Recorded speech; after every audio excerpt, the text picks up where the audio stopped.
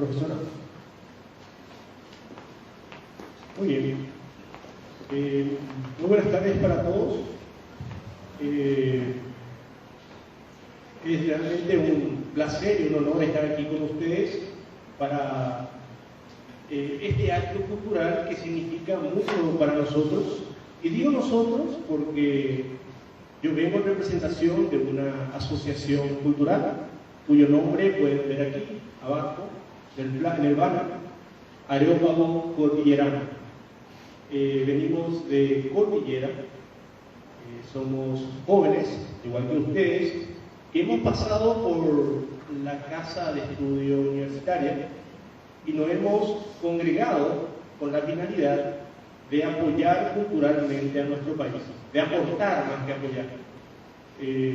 Hemos salido de alguna manera de nuestra zona de confort para poder de alguna manera causar impacto a nuestra sociedad tan menesterosa de alguna manera de ese elemento cultural para de alguna manera poder buscar un porvenir mejor a nuestra sociedad.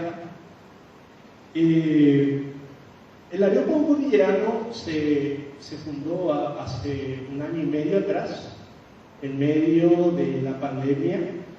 Teníamos un grupo de amigos, teníamos un grupo de lectura, y bueno, en medio del grupo de lectura, del debate, del ágape, surgió la idea de crear una asociación para dedicarnos a la difusión del pensamiento, especialmente el pensamiento paraguayo, que existe y es riquísimo el pensamiento paraguayo. Existieron y existen grandes pensadores paraguayos. En ese primer evento tuvimos la dicha, la suerte de contar con la presencia del doctor Benjamín Fernández Bogado, que en aquel entonces venía de Europa de la presentación de uno de sus tantos libros, muy exitoso, dicho sea de paso, cuyo título era El Jardín Pandémico. Vino el doctor, dio la conferencia inaugural y de ahí iniciamos un vínculo académico y fraternal para trabajar juntos por el bien cultural de nuestro país.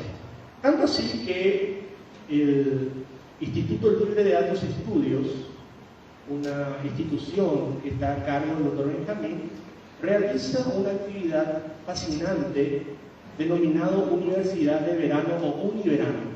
En el caluroso verano paraguayo, se debaten cuestiones centrales que atañen a nuestra sociedad.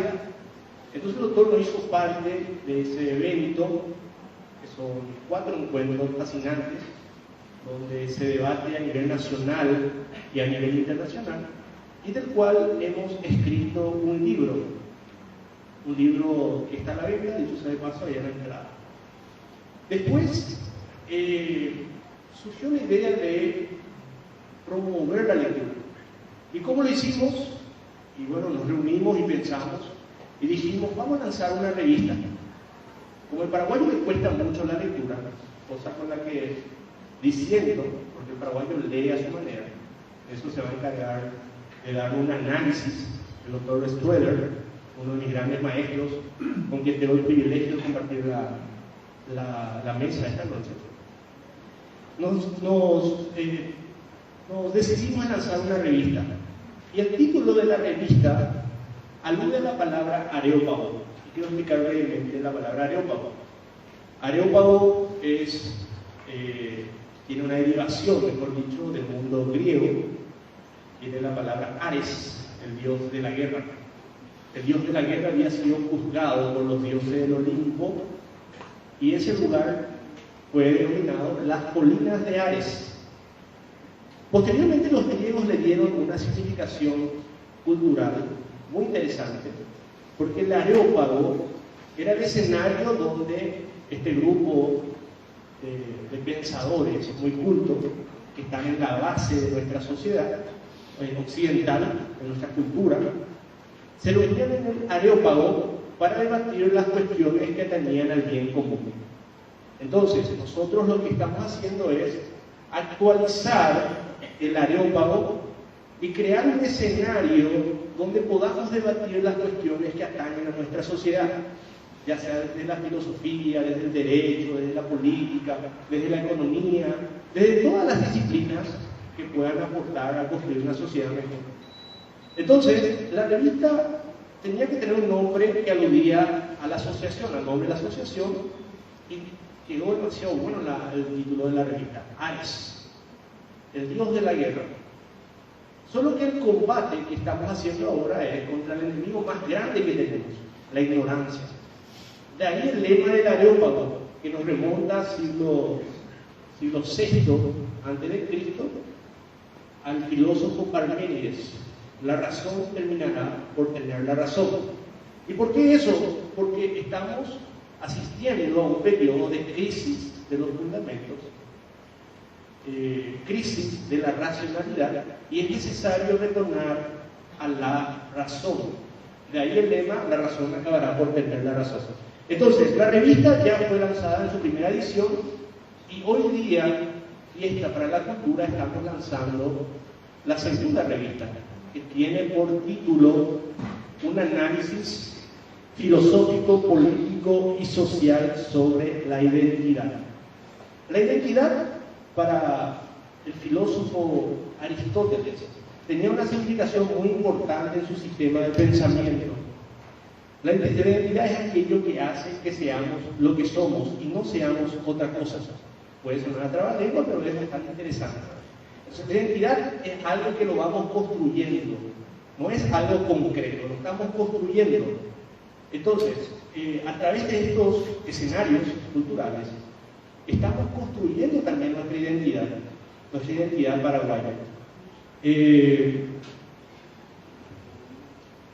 Para ese propósito, utilizamos una herramienta fascinante, y eso lo van a encontrar al inicio mismo en la revista.